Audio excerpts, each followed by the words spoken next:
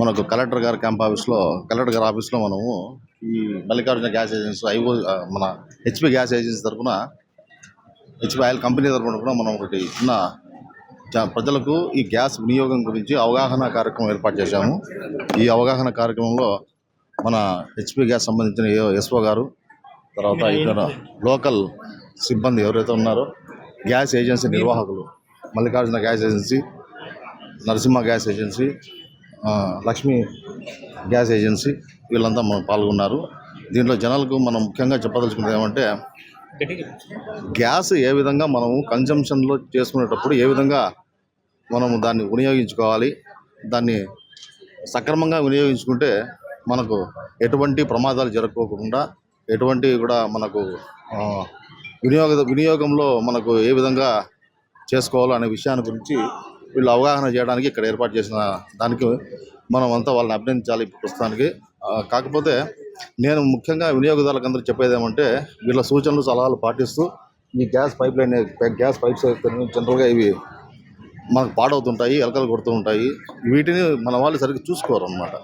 ముఖ్యంగా ఇక్కడే మనకు ప్రమాదం జరిగేది చాలా ఆస్కారం ఉంది.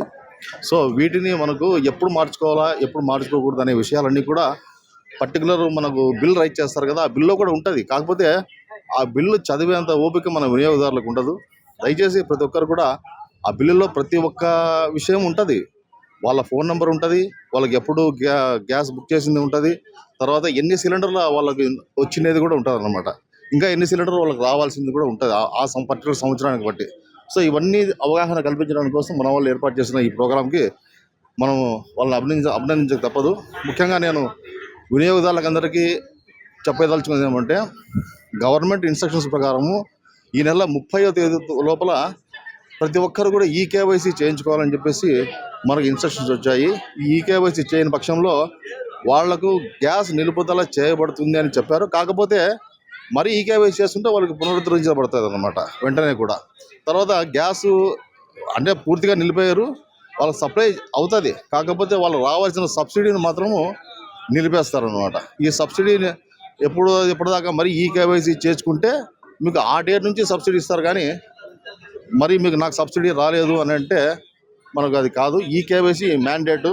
ఇప్పుడు ఈకేవైసీ లేకపోతే గ్యాస్ కూడా మనకు రావడం కష్టమవుతుంది. కాబట్టి ప్రతి ఒక్కరు కూడా 30వ తేదీ లోపల సంబంధిత గ్యాస్ ఏజెన్సీ దగ్గరికి పోయి కానీ, లేకపోతే బాయ్స్ వస్తారు మీ దగ్గరికి, వాళ్ళ ద్వారా కానీ మీరు కంపల్సరీగా ఈకేవైసీ చేయించుకోవాలా. అట్లాగే ఫోన్ నెంబర్స్ కూడా మీరు ప్రస్తుతం మీకు ఏవైతే ఫోన్ నెంబర్స్ ఉన్నాయో వాటిని అప్డేట్ చేయించుకోవాల్సిందిగా ఈ పత్రిక మన ప్రింట్ మీడియా కానీ, ఎలక్ట్రానిక్ మీడియా కానీ మీడియా ద్వారా మీకు తెలియజేస్తున్నాను. నమస్తే. 14.2 మనకు డొమెస్టిక్ సిలిండర్ వచ్చేది, కమర్షియల్ సిలిండర్ 19 kg వస్తుంది. ప్రతి ఒక్కరు కూడా మనము గ్యాస్ కంపెనీల తరఫున, గ్యాస్ ఏజెన్సీ తరఫున ప్రతి ఒక్క బండిలో కూడా ఈ వేయింగ్ స్కేల్ అనేది ఉంటుంది. మనం అడిగితే ఖచ్చితంగా వాళ్ళు పేమెంట్ చేసి మన ముందర డెలివరీ చేయాలా. కన్జ్యూమర్స్కు మనం ఇదే అవగాహన కల్పిస్తున్నాం ఇప్పుడు. సో కన్జ్యూమర్స్ కూడా దాన్ని పేమెంట్ చేసి తీసుకోవచ్చు మనం. కాబట్టి ప్రతి ఒక్క బండిలో కూడా వేయింగ్ స్కేల్, తూకం వేసే స్కేల్ ఉంటుంది. మీరు చెక్ చేసి తీసుకోండి, తప్పలేదు. గ్యాస్ వెయిటింగ్ బట్టి వితిన్ 1 వీక్ లోపల మనం దాన్ని డెలివరీ చేస్తాము. అంతకంటే తక్కువ కూడా డెలివరీ అవుతా ఉంది కూడా ఇప్పుడు. అందులో భాగంగా ఆనంద్ గ్యాస్ ఏజెన్సీ అయితేనేమి, మల్లికార్జున గ్యాస్ ఏజెన్సీ అయితేనేమి, పవన్ గ్యాస్ ఏజెన్సీ అయితేనేమి, ఇట్లా 2-4 గ్యాస్ ఏజెన్సీల బాయ్స్ మీద మేము యాక్షన్ తీసుకొని వాళ్ళు తొలగించడం జరిగింది. అట్లాగే ఏపీఎస్సీఎస్సీలు కూడా మేము వదిలిపెట్టలేదు. వాళ్ళలో కూడా 2-3 మేము రిపోర్ట్ రాసి తొలగించడం, ప్రత్యేకంగా నిఘా పెట్టా. మేము తిరుగుతున్నాము, ఎక్కడైనా మాకు కనపడిన వెంటనే సీజ్ చేయడం జరుగుతుంది. దాంట్లో భాగంగా మేము దాదాపుగా ఈ 2 నెలల కాలంలో 50 సిలిండర్లు అనంతపురం టౌన్లోనే సీజ్ చేసాం అనమాట. ఇంక్లూడింగ్ కమర్షియల్ కూడా వితౌట్ ఎనీ వ్యాలిడేట్ లేకపోతే అది కూడా సీజ్ చేస్తున్నాం.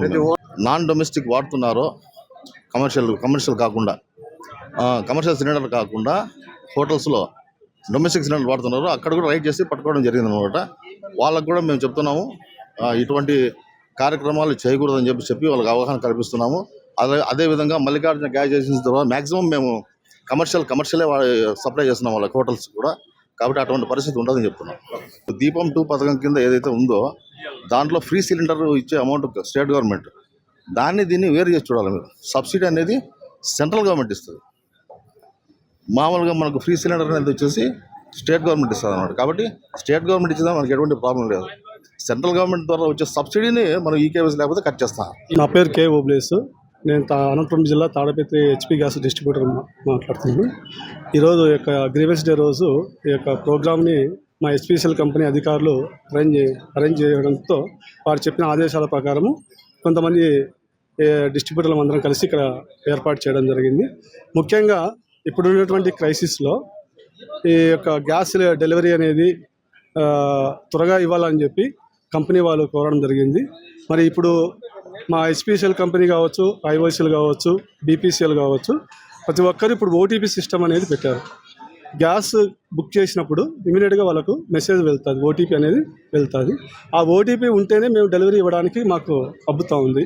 ఓటీపీ లేకుండా డెలివరీ ఇస్తూ ఉంటే అది ప్రాబ్లం అవుతూ ఉంది. మాకు సిస్టంలో కూడా పంచింగ్ అవడం, మాకు స్టాక్ వేరియేషన్ అట్లాంటివి జరుగుతుంది. కాబట్టి కస్టమర్లకు అందరికీ, వినియోగదారులకు అందరికీ మేము తెలియజేసేది ఏమంటే, ముఖ్యంగా మీరు గ్యాస్ బుక్ చేస్తేనే ఆ ఓటీపీ నెంబర్ మీకు ఎక్కడో ఒకసారి మీరు పేపర్లో రాసుకుంటే డెలివరీ బాయ్ వచ్చినప్పుడు ఇమీడియట్గా ఆ ఓటీపీ చెప్పి మీరు సిలిండర్ తీసుకోవచ్చు.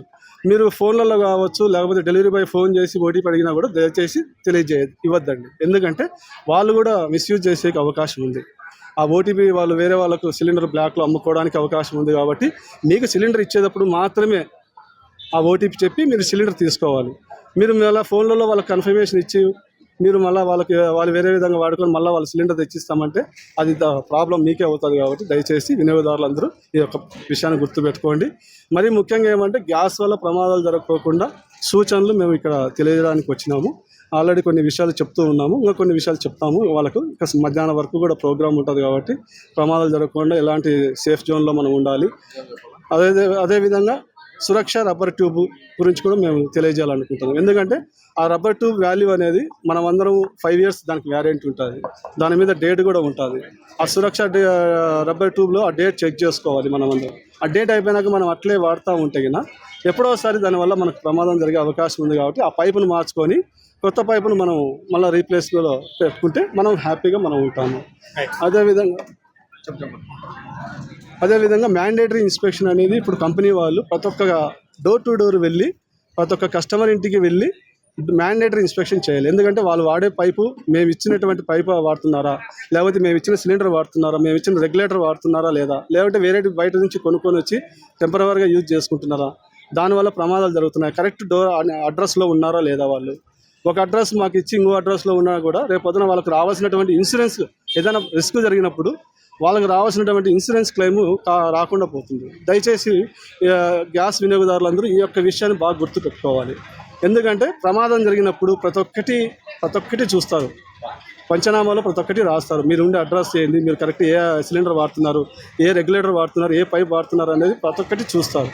కాబట్టి దయచేసి మీరు కరెక్ట్గా అడ్రస్ ఇవ్వండి. ఆఫీస్లో గ్యాస్ ఆఫీస్లో ఏ అడ్రస్ ఇచ్చినారో ఆ అడ్రస్లోనే మీరు ఉండాలి. మీరు ఒకవేళ అడ్రస్ మారినట్లయితే ఇమీడియట్గా ఆఫీస్కి వచ్చి అడ్రస్ మార్పించుకోవాలి. ఎన్నిసార్లు అయినా మీరు ఇల్లు మారినా కూడా అన్నిసార్లు మీరు ఆ అడ్రస్ మార్పించుకునే ఫెసిలిటీ ఉంది. కాబట్టి దయచేసి వినియోగదారులందరూ గుర్తుపెట్టుకోవాల్సినది ఏమంటే, ఇప్పుడు ఉండే పరిస్థితులలో మీరు ఓటీపీ ద్వారానే మేము డెలివరీ ఇస్తున్నారు. కాబట్టి మీరు కూడా ఓటీపీకి సహకరించండి. ఎందుకంటే ఇప్పుడు ఓటీపీ చెప్తే ఏమవుతుందో, అది దానివల్ల నష్టం ఏమొస్తుందని భయపడకదండి. గ్యాస్కి సంబంధించిన ఓటీపీ నెంబరు మీరు రాసి పెట్టుకోండి. డెలివరీ బాయ్ వచ్చినప్పుడు చెప్పండి.